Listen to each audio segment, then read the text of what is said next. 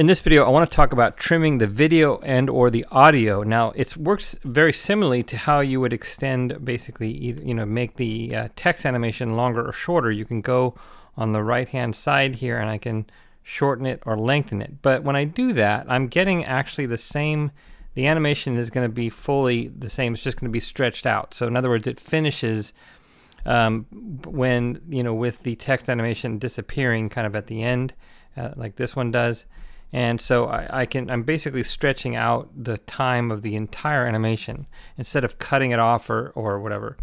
Whereas with the video and the audio, basically usually I'm having a set amount of time. It might be, a 20-second video clip, and I might want to make it this 14 seconds long.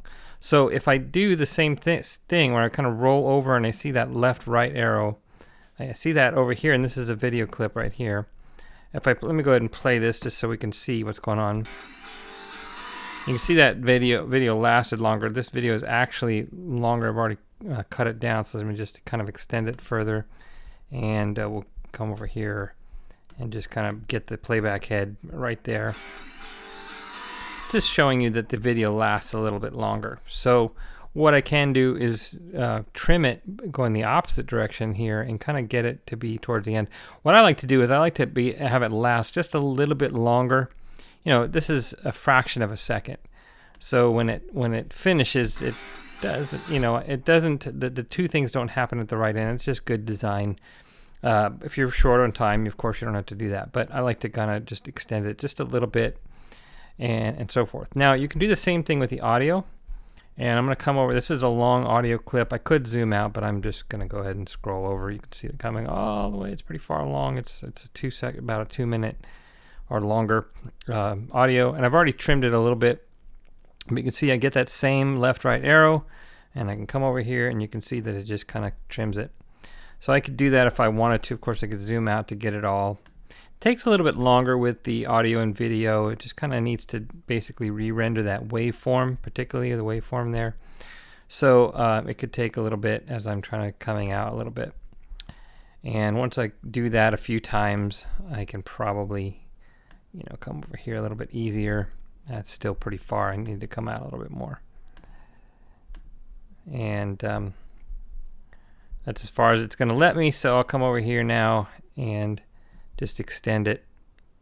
I can come over here and just come over here pretty far, and it doesn't take but a few click and drags. I could of course extend this, by the way, and there we go. So I can get it to be something close to that if I want to, and then I can actually put in another audio clip right here. There can be more than one on a timeline on each of these. So if I wanted to change it to a different clip or something like that, it's obviously going to sound better if it fades out or something. There is a setting for fading out, but that's going to be automatic. So what that's going to do is, let me go ahead and extend this off a little bit. Now if I render this, it will automatically fade out 3 seconds after. So I'm not sure if I have the audio set for 3 seconds after the end of this animation. And fade out time in seconds. Yeah.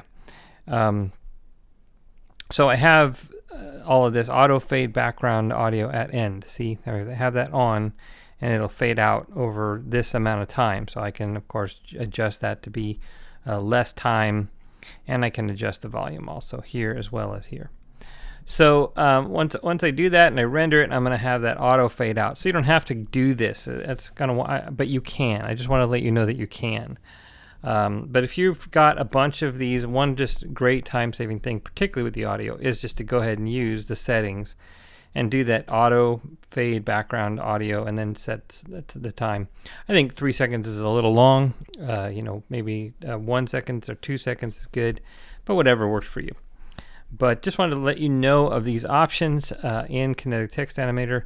I didn't even know about them, so until about half a day before I did this video. So just letting you know that you can trim both the video and the audio very simply. And again, just note that it's different than the text animation because it's actually going to be cutting off part of the audio or video, whereas when you're adjusting the text animation, you're just lengthening the overall or compacting the overall animation.